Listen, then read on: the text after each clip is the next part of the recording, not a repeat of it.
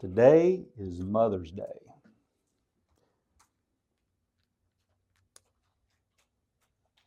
I kind of like times when I'm doing a sermon that it falls on a holiday. That way I don't have to concentrate so hard on what it's going to be about. But interestingly enough, even if you know you're going to be preaching on mothers, putting content together sometimes is a little challenging. So hopefully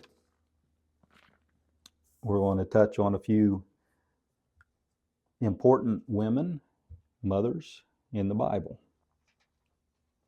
We're going to start with Genesis 16:13. The verse this is coming from is Hagar when she was rejected and sent out into the wilderness, her and her son. And she was getting distraught, felt like she had no hope left. And she called the name of the Lord that spake unto her, Thou God seest me. For she said, Have I also here looked after him that seeth me? Jesus had met her in the wilderness, the darkest time of her life.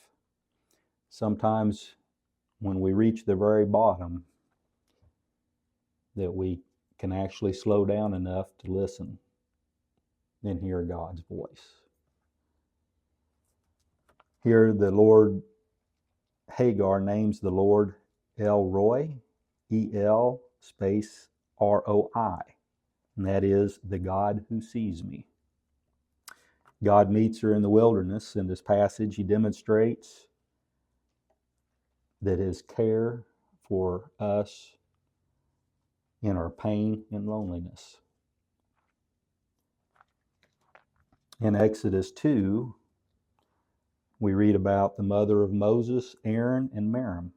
Now, I'm not going to read all of Exodus 2 for those that got a little nervous there. But should you like to read about Jochebed, that's her name.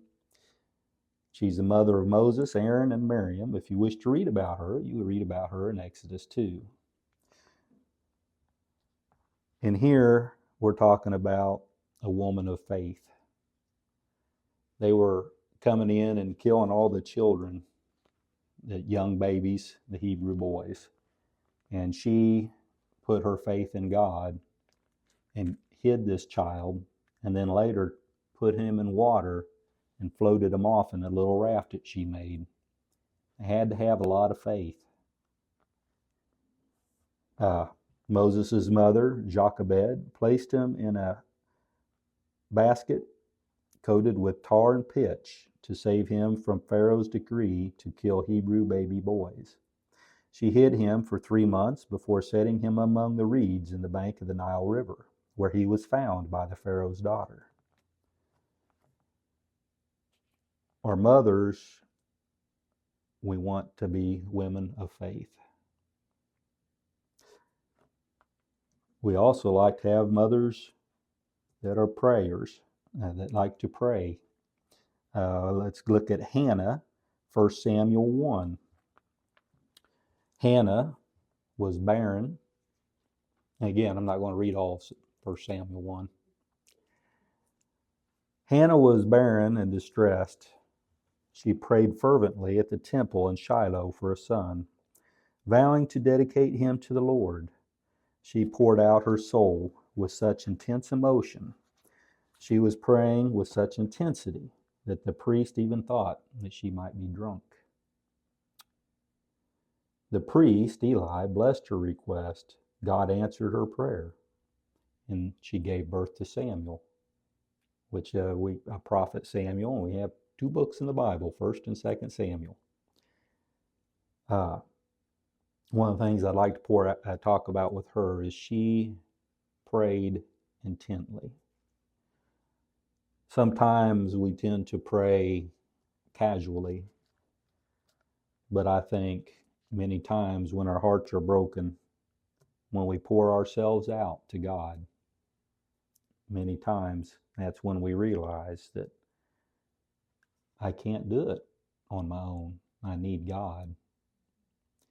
Through our weakness, we will see God's strength. But a mother that prays is so important.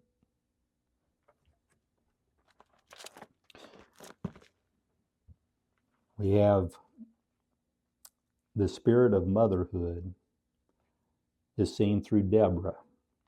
The accounts of Deborah is in Judges chapter 4 and 5. Deborah was one of the few female judges. She actually ruled over Israel as a judge, and she was a prophet.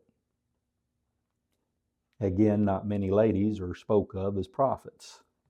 Some of the important things with Deborah is she was a respected leader who settled disputes for the Israelites under the palm of Deborah as a priestess. She was recognized as a messenger of God. She was also a military leader. She summoned Barak to mobilize 10,000 men to battle the Canaanite king Jabin and his commander Sisera. During the battle, because Barak flat refused to go to battle unless she went with him. During the battle, she accompanied Barak to Mount Tabor to confront Sisera's 900 iron chariots. She predicted that the glory of the victory would go to a woman, which was fulfilled when Jael killed Sisera. The Song of Deborah, found in Judges 5, she composed a victory hymn celebrating God's faithfulness and the deliverance of Israel. She was considered the mother in Israel.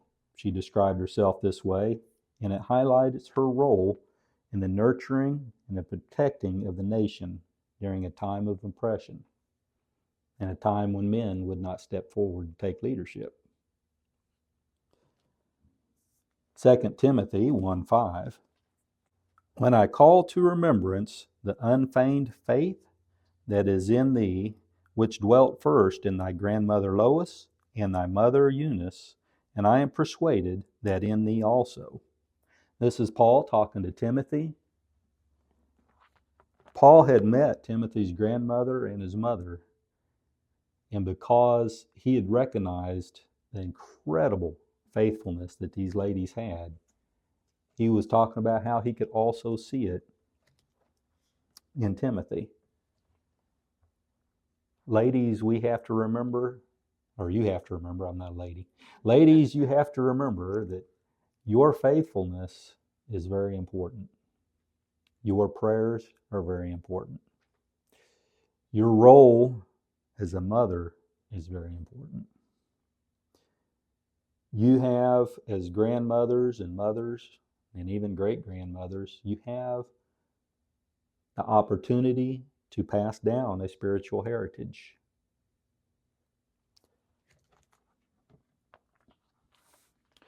Isaiah 66:13. As one whom his mother comforteth, so will I comfort you, and ye shall be comforted in Jerusalem. This is God speaking, and he's describing himself that his loving care is compared to the nurturing of a mother.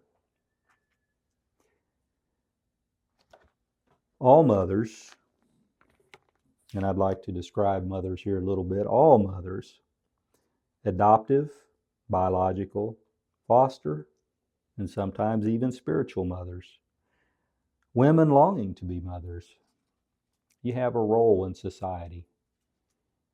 We had many children come to our house when we were younger, and you've heard me say before, used to irritate me a little that my wife felt the need to feed every child in the neighborhood. But she was providing more than just food. She was showing that, a mother's love towards children. Some of us have not necessarily had good mothers, but you've had, I hope, a lady in your life sometime that filled that role, that showed you what it is to be loved, to show you the heart of a mother. I pray that God's grace upon all the ladies here, that you'll let go of pressure to be perfect. None of us are perfect. Rely on God's strength. Focus on being consistent and faithful. Motherhood can be lonely and challenging. Hold tightly to the hope through the promise of God's presence. Hold tightly to your faith. And today, let's honor mothers, not just today, but every day, through our appreciation and support. I want to look at Proverbs 31, 25 through 30. Strength and honor are her clothing, and she shall rejoice in time to come. She opened her mouth with wisdom, and in her tongue is the law of kindness. She looketh well to the ways of her household, and eateth not the bread of idleness.